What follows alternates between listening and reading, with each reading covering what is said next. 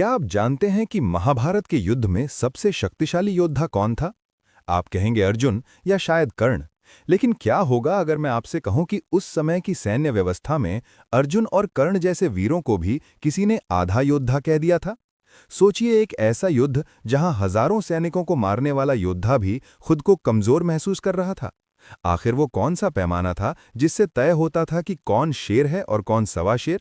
क्यों भीष्म पितामह ने महान धनुर्धर कर्ण को अपमानित करते हुए उसे अर्धरथी कहा, जबकि दूसरी ओर एक 16 साल के बालक अभिमन्यु को महारथी की उपाधि दी गई? क्या ये केवल शक्ति का खेल था या इसके पीछे कोई प्राचीन रहस्यमयी गणित छिपा था? आज हम उस पर्दे को उठाएंगे जिसे योद्धाओं का वर्गीकरण कहा जाता है। हम जानेंगे कि रथी, अतिरथी और महारथी में असल अंतर क्या था और वो कौन था जिसे दुनिया का इकलौता अति महारथी माना गया, जिसके सामने काल भी नतमस्तक था। कुरुक्षेत्र की वो काली रात, जब युद्ध शुरू होने में कुछ ही घंटे शेष थे। पांडवों और कौरवों के शिविरों में मशालें जल रही थीं, लेकिन सन्नाटा ऐसा था कि हवाओं की सरसराहट भी डरा रही थी। दुर्योधन के मन में एक ही सवाल बार बार उठ रहा था, कौन किस पर भारी है? वो पितामह भीष्म के शिविर में पहुंचा और हाथ जोड़कर पूछा, हे पितामह, इस युद्ध भूमि में खड़े योद्धाओं में सबसे श्रेष्ठ कौन है? उनकी श्रेणियों का रहस्य क्या है? पितामह ने अपनी आंखें बंद कीं और जो बताया उसने प्राचीन युद्ध कला के सबसे बड़े रहस्यों को खोल दिया। पितामह ने कहा, दुर्योधन, सबसे पहले आता है रथी।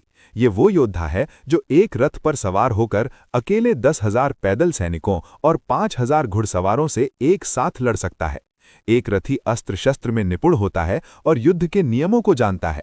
दुर्योधन मुस्कुराया, क्योंकि उसकी सेना में हजारों रथी थे, लेकिन पितामह का अगला शब्द उसे चौंकाने वाला था। पितामह आगे बढ़े और बोले, पुत्र, रथी से ऊपर होता है अतिरथी। ये वो असाधारण योद्धा है जो अकेला 12 रथियों के बराबर बल रखता है। यानी एक अतिरथी मैदान में उतर जाए तो हजारों सैनिकों की लाशें बिछाने की क्षमता रखता है। जब पितामह ने शकुनी, कृपाचार्य और मद्रराज शल्य को अतिरथी की श्रेणी में रखा तो सन्नाटा और गहरा हो गया। अतिरथी वो थे जिनके बाणों की गति को सामान्य आंखों से देख पाना नामुमकिन था। अब कहानी उस मोड़ पर आती है जहां सांसें थम जाती हैं। पितामह ने गंभीर स्वर में कहा, अतिरथी के ऊपर आता है महारथी। यह वो योद्धा है जिसके पास न केवल शारीरिक बल है, बल्कि उसके पास देवताओं के दिव्यास्त्र हैं। एक महारथी अकेले 12 अतिरथियों को धूल चटा सकता है। पितामह ने द्रोणाचार्य, अश्वत्थामा, अर्जुन और अभिमन्यु का नाम लिया। यहां एक बड़ा सस्पेंस पैदा हुआ जब भीष्म ने कर्ण को अर्धरथी यानी आधा रथी घोषित कर दिया। कर्ण क्रोध से जल उठा, लेकिन पितामह का गणित कुछ और ही था। महारथी वो थे जो एक ही बाण से पूरी सेना का संहार करने वाले ब्रह्मास्त्र को चलाने और वापस बुलाने की कला जानते थे। दुर्योधन ने पूछा, क्या महारथी ही सर्वोच्च है? पितामह धीमे से मुस्कुराए और बोले, नहीं, सबसे दुर्लभ श्रेणी है अति महारथी।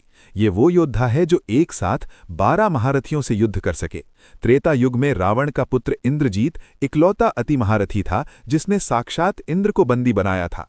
उसके पास ब्रह्मास्त्र, वैष्णवास्त्र और पाशुपतास्त्र तीनों थे। वहीं हनुमान जी की शक्ति तो सीमाओं से परे थी।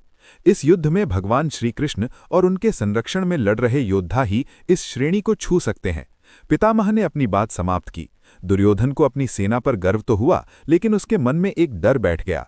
श्रेणियों का ये रहस्य सिर्फ ताकत का पैमाना नहीं था, बल्कि ये बताता था कि एक मनुष्य अपनी मेहनत और तपस्या से देवताओं जैसी शक्ति कैसे प्राप्त कर सकता है।